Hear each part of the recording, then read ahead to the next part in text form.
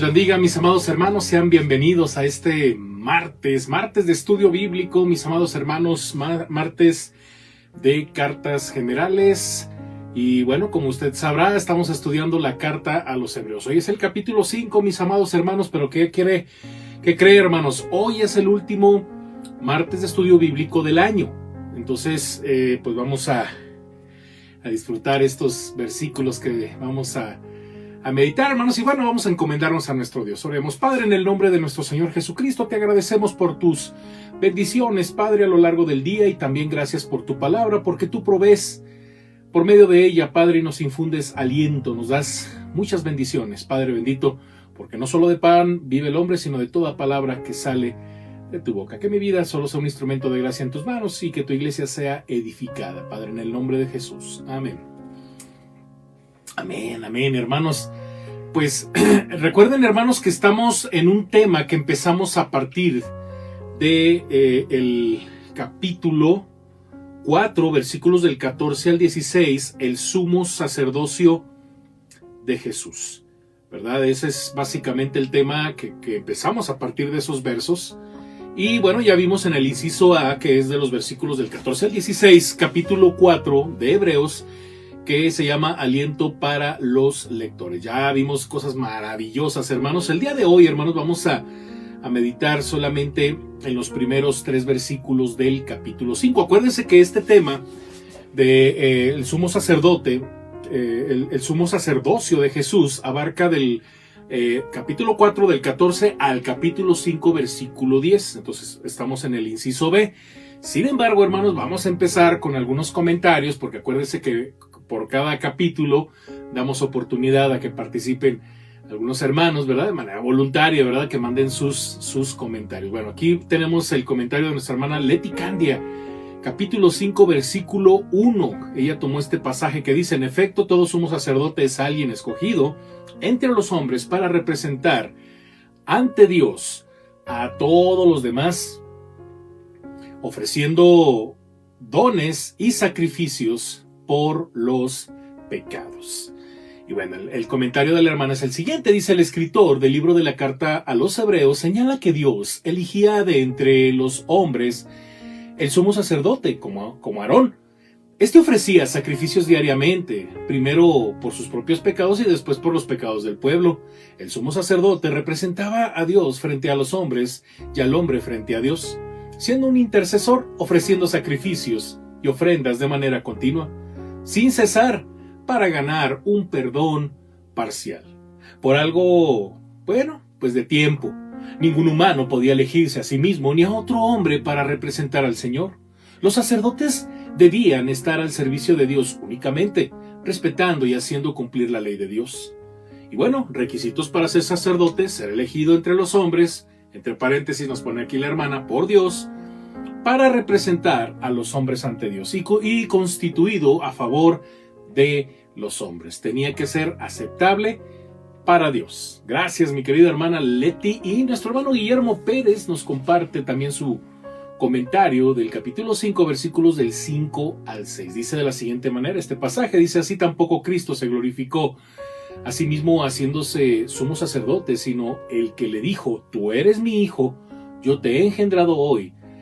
Como también dice en otro lugar: tú eres sacerdote para siempre, según el orden de Melquisedec.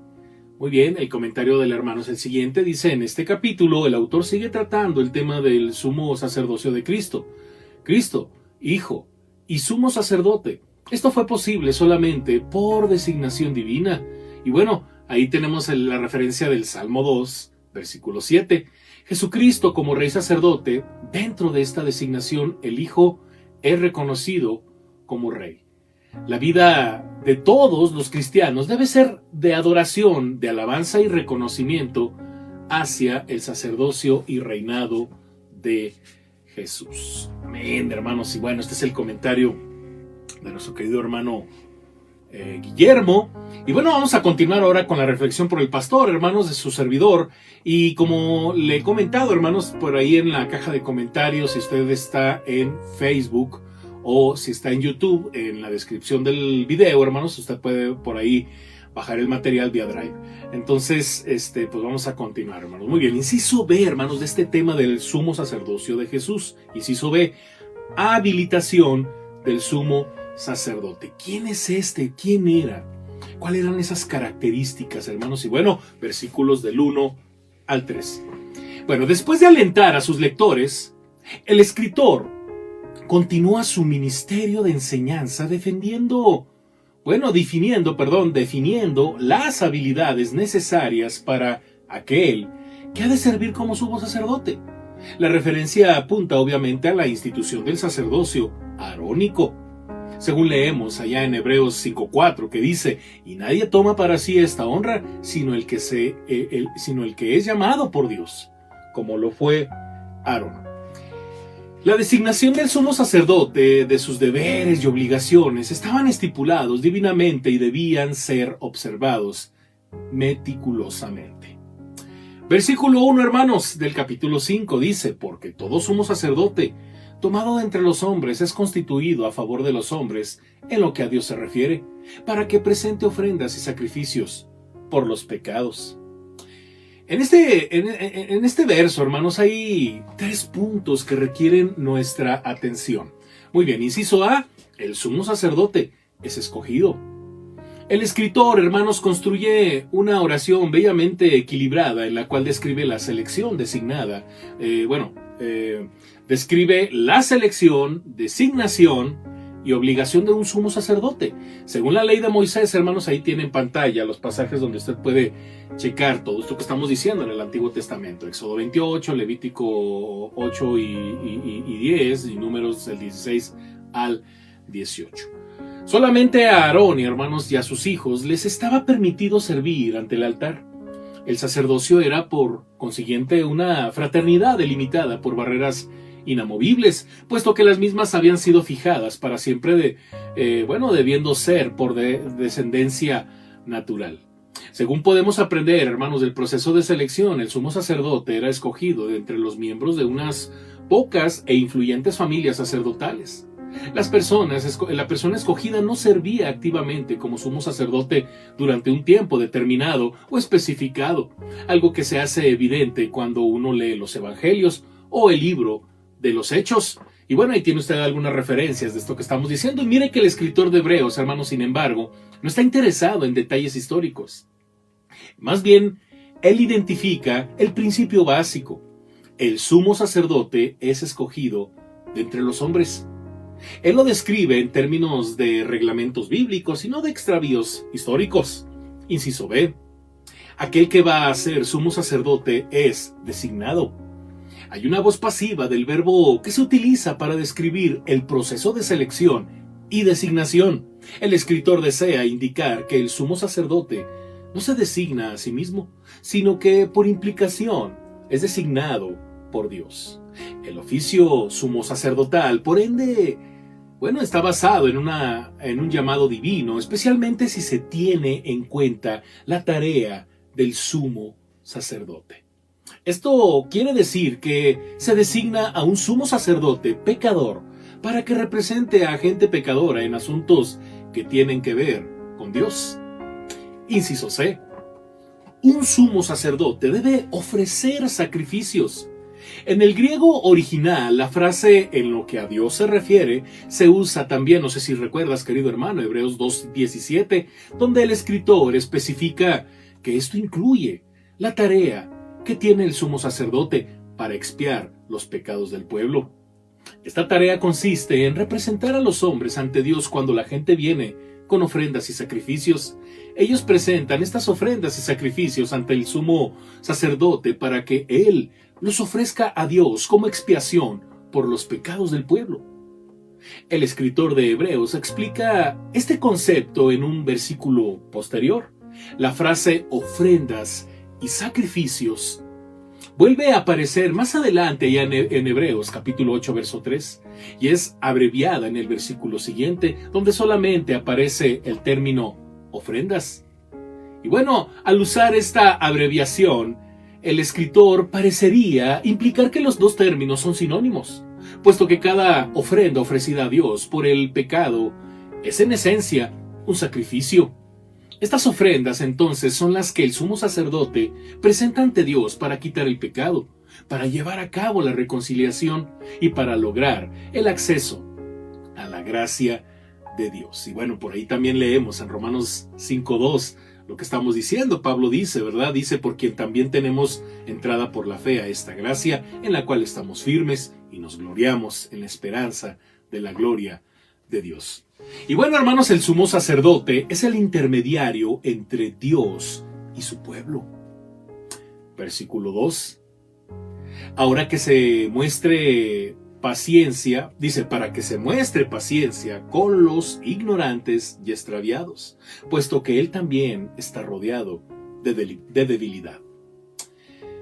Aquí hay algo bien interesante, querido hermano. El sumo sacerdote, que representa al hombre ante Dios, no puede nunca perder la paciencia con él a quien representa, a pesar del pecado y de las faltas que tenga esa persona. Como intercesor, el sumo sacerdote debe conducirse con moderación al manifestar, arrebatos o pesar por los errores y faltas de su prójimo. El sumo sacerdote era, en el Antiguo Testamento, un anticipo del mediador cuya plenitud llegó en Jesucristo. Sin embargo, hermanos, no se puede traer todo pecado ante el sumo sacerdote para su expiación. El escritor de Hebreos es muy específico, ya que aclara que el sumo sacerdote trata bondadosamente a aquellos que son ignorantes y que se extravían. Nada se indica acerca del pecado cometido a propósito para ofender a Dios. Por implicación, el sumo sacerdote debe conocer la diferencia entre los pecados perpetrados para agraviar a Dios, como ya leímos allá en el Salmo 95, del 7 al 11, cuando el pueblo hebreo allá en Masaj y Meriba tentaron al Señor, y los pecados cometidos por debilidad. Los pecados de ignorancia habitualmente provienen de no prestarle la debida atención a los mandamientos de Dios, en tanto que los pecados intencionales provienen de un corazón y una mente rebelde que conoce bien la ley de Dios. Y bueno, como lo leemos allá en los pasajes que tenemos en pantalla, mucho cuidado, hermanos, porque pues hay cosas que ya sabemos. Hay quien peca por ignorancia, pero hay cosas que ya usted y yo ya sabemos y no podemos pecar deliberadamente. Y bueno, hermanos, el sumo sacerdote debe tratar bondadosamente a la gente, pero no debe pasar por alto ni excusar el pecado, ni tampoco colocarse a sí mismo por encima del pueblo. A él mismo le tocaba confrontar diariamente la tentación, y debido a su propia debilidad humana caía en pecado. Puesto que el sumo sacerdote debía enfrentar su propia naturaleza pecadora, eso hacía que él estuviese en igualdad de condiciones con la gente que buscaba su intercesión por los pecados que ellos habían cometido en su debilidad. Además, a causa de su capacidad para identificarse con su prójimo, él podía tratarlos bondadosamente al guiarlos hacia Dios. El escritor de Hebreos describe la debilidad que el sumo sacerdote comparte con el pueblo a quien ayuda, como algo que le pega como una prenda de vestir que cubre su cuerpo, y bueno, la conciencia de su propia debilidad y el modo en que él mismo cede a la tentación hacen que el sumo sacerdote sea moderado al expresar cólera o pesar. Versículo 3. Y por causa de ella debe ofrecer por los pecados, tanto por sí mismo como también por el pueblo. Hermanos, el versículo 3 básicamente es una nota explicativa en la cual el escritor enfatiza lo que ya ha afirmado en el versículo anterior, en el cual indicaba la debilidad del sumo sacerdote. Ahora, en una obvia referencia a Levítico 9:7, Levítico 16:6 y Levítico capítulo 15 y 16, él dice que a Aarón se le pide sacrificar a Dios una ofrenda por el pecado y un holocausto por sí mismo y por el pueblo. El escritor de Hebreos indica la obligación que tiene el sumo sacerdote de ofrecer un sacrificio por sí mismo, por el pueblo al que representa. Debemos recordar, hermanos, que si bien el escritor está trazando un paralelo entre el sumo sacerdote levítico y Jesús, el gran sumo sacerdote, no todo en dicha comparación, queridos hermanos, es igual. La diferencia más significativa es que Jesús que no tiene necesidad cada día, como aquellos sumos sacerdotes, de ofrecer primero sacrificios por sus propios pecados y luego por los del pueblo, porque esto lo hizo una vez para siempre, ofreciéndose a sí mismo. Hebreos 7:27. Por el momento, hermanos, sin embargo, el escritor está hablando de los sumos sacerdotes de la era veterotestamentaria. Él alude, hermanos, al ritual de la entrada anual del sumo sacerdote al lugar santísimo en el día de la expiación, es decir, en el 10º día del 7º mes de Tishri, que es equivalente aproximadamente al mes de octubre. Según Levítico 16, hermanos, mire, Aarón debía hacer 7 cosas. Número 1, ofrecer un becerro como ofrenda por su propio pecado para expiar dicho pecado y el pecado de su casa. Número 2, entrar en el lugar santísimo con incienso. Número 3, rociar la sangre del becerro sobre el propiciatorio que cubre el arca. Número 4, echar suertes sobre 2 machos cabríos traídos por el pueblo. Número 5, matar a uno de los machos cabríos como ofrenda por el pecado de la nación y rociar su sangre dentro del lugar santísimo. Número 6, colocar sus manos sobre la cabeza del macho cabrío vivo y confesar los pecados del pueblo. Y número 7, y enviar al macho cabrío vivo al desierto. Mientras tanto, hermanos, el sumo sacerdote hará intercesión por su pueblo, orando que Dios perdone los pecados que él y ellos han cometido, más o menos de la siguiente manera: oh Dios, he cometido iniquidad, he transgredido y he pecado contra ti, yo y mi casa. Oh Dios, perdona las iniquidades, transgresiones y pecados que he cometido, perpetrado y hecho contra ti, yo y mi casa. ¿Por qué no oramos, querido hermano, y damos gracias a Dios por estas bonitas enseñanzas, hermanos? Porque nos está preparando, ¿verdad? Prácticamente estos versículos son para entender toda la implicación del sumo sacerdote veterotestamentario, diciéndolo de otra manera, del Antiguo Testamento, el sacerdote levítico, todo lo que implicaba.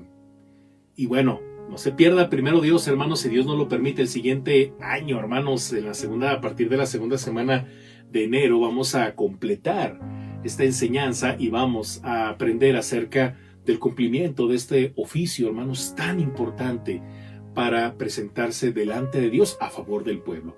Y bueno, pues no se lo pierdan. Nos vamos a orar para cerrar este tiempo y agradecer a Dios por el sumo sacerdote Jesucristo en nuestra vida, hermanos. Oremos. Padre, en el nombre de Jesús, gracias.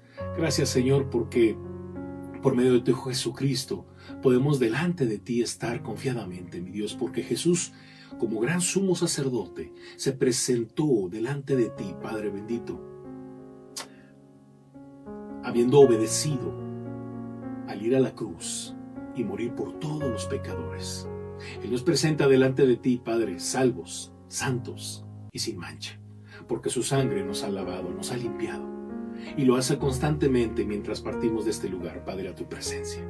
Gracias, mi Dios, por esta lección que hemos tenido acerca de este capítulo, Padre, de Hebreos 5, y permítenos, mi Dios, que no abaratemos la gracia, mi Dios, sino que valoremos ese gran sacrificio que Cristo hizo en la cruz, de ese significado maravilloso del sumo sacerdocio.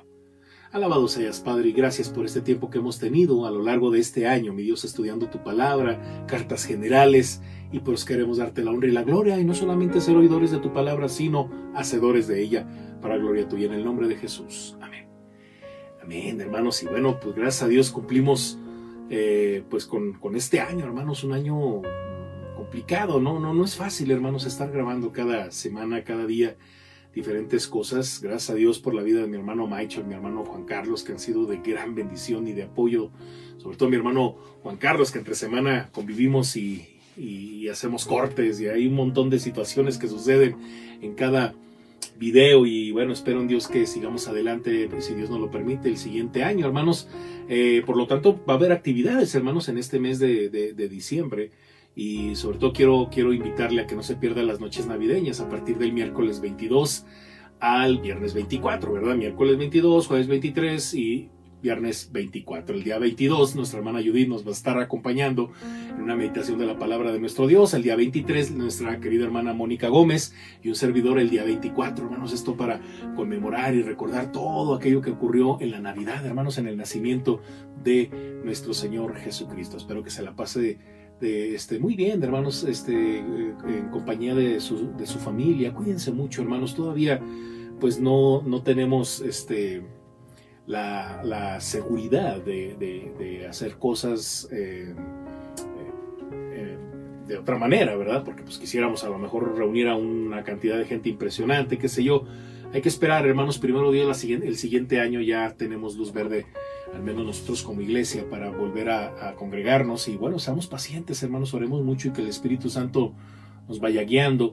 Y también por ahí el día 31, hermanos, vamos a tener una reunión especial, virtual, hermanos, grabada. Espero que usted pueda participar, hermanos. Hemos estado pidiéndoles que participen grabando un videíto, hermanos, de 10, 20 segundos, y que nuestro hermano Juan Carlos poco a poco los vaya juntando, para que el día 31, hermanos, tengamos una participación en el culto de Año Nuevo, por decir un culto de Año Nuevo, porque voy a estar también por ahí, hermanos, compartiendo una reflexión de la palabra de nuestro Dios. También los departamentos se siguen reuniendo, hermanos, y bueno, pues no deje de diezmar, no deje de ofrendar, no deje de participar al Reto Príncipe. Ya nos falta poquito para terminar, hermanos, la Biblia, y espero que el siguiente año más hermanos, ¿verdad?, se vuelvan a subir, hermanos, a esta aventura maravillosa del Reto Príncipe, hermanos, que si usted leyó la Biblia en versión 60, pues lo invito a que lo lea en otra versión, hermanos. Hay tantas versiones maravillosas para que disfrute la palabra de nuestro Dios. En breve estaremos